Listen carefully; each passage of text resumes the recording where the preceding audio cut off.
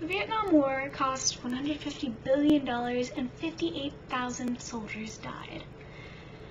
War funding and money spent in the US led to deficit spending.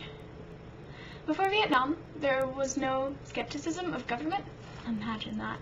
But from 1969 on, skepticism was definitely present, and there was almost cynicism. There was a high element of disillusionment among the soldiers.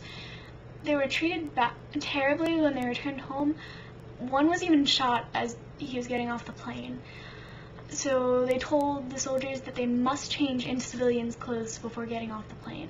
Before that happened, soldiers were encouraged to keep on their uniforms so that they could get praise and thanks wherever they went. But now it was dangerous because the uniform represented all of the evil things going on in Vietnam. It was hard for soldiers because they didn't know who the enemy was. Like I said in a previous video, the Viet Minh weren't exactly walking around on the street saying, "Hey, come here, I'm a Viet Minh, I'm the enemy." No, it wasn't really working like that. Secondly, they were trying for peace one minute and bombing the next. It was inconsistent and it didn't make sense, because when you're trying for peace, you're trying to make friendship, and if you're trying to make friendship, why are you bombing these people? So the soldiers didn't get it. Third, soldiers grew numb because the elderly and children were being used as booby traps, and all the while they were hearing on the news about news about protests back home, and protesting war was never done before, so that was just weird to them. They couldn't believe it. They didn't understand. They were just taking orders. But they would strap bombs onto children and send them into the camps with the soldiers and try and hug the soldiers, and if they got to, the bomb that they had strapped on would explode just by moving their arms a certain way. So they started just shooting children when they saw them because it wasn't safe. Yeah, you get the point. Anyway, fourth, in 1969, the Pentagon did a study. It showed that 2/3 of soldiers from Vietnam used marijuana, and 1/4 to 1/3 experimented with heroin. Yeah, Vietnam was bad. Number 5, World War II veterans had to travel several weeks to get back to the US, whereas Vietnam soldiers had less than 24 hours, so they had much less detox time. You could wake up one morning in Vietnam and go to bed that night in the US.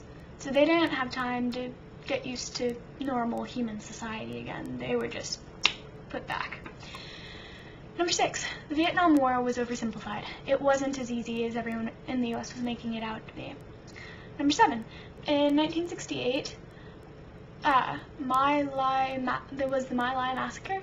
I'm probably mispronouncing that, I'm sorry.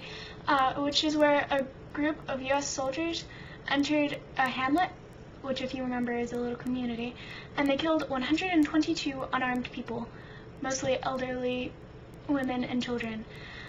And this led to this stereotype of soldiers being baby killers. There was an increase in desertions, so an increase in AWOL, which means absent without leave. And lastly, there was an increase in fragging, which is where military officers are killed by their own men. There were more than 1,000 incidents of fragging during Vietnam, which led to the stigma of soldiers being unstable, deranged, ticking time bombs. College stuff changed during Vietnam. In 1946, college enrollment was about 2 million, whereas in 1970, college enrollment was 8 million.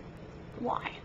Well, you had the GI Bill, which post-World War II gave soldiers an opportunity to get an education. If you went to college, you were deferred from the draft. You wouldn't be drafted. You had 4 options if you were drafted. You could go to prison, you could go to war, you could flee the country, or you could go to college. This made college campuses a breeding ground for protests because people were going to college just to get out of the war. The upper middle class could afford college tuition, which led to the phrase "rich man's war, poor man's fight." In the 1960s, Students for a Democratic Society, SDS, was founded, which basically said that ideal governments run on morality and not greed. And they said that the Vietnam War was unlawful, unjust, and immoral. By 1968, there were more than 100,000 members. This was critical in Johnson choosing not to rerun. If you remember, Johnson's dream was to be president, but then he chose not to rerun. It's pretty significant. Teach-ins were basically an extended period of speeches, lectures, and discussions, usually held at colleges or universities, as part of a political or social protest, and there were a lot of these. There were also a lot of anti-war professors that would make it clear that they'd give good grades to students who were avoiding going to war, because the higher your GPA, the more likely you could stay in school.